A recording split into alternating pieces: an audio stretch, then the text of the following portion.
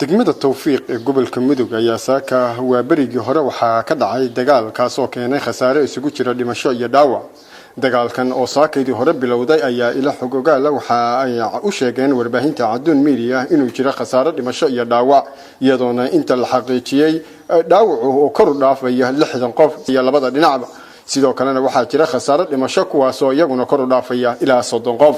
degmada Jariban ee gobolka Mudug ayaa lagu soo wadaa dhaawac laga soo qaaday dagaalka kaas oo qaarkood ay culus yihiin sida ay wararku sheegayaan.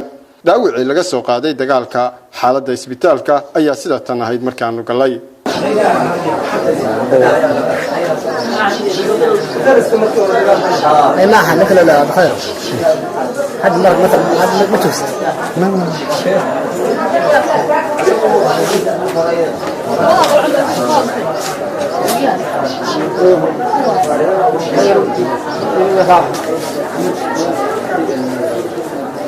hal qof la yiraahdo tilmaamin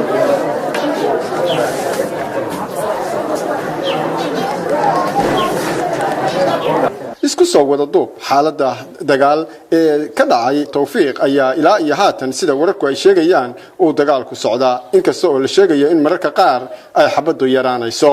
sidoo kalena waxa soo baxaya warar sheegaya in dagaalku markii gurmad yimaadaba uu dib u sii xoogaysanayo.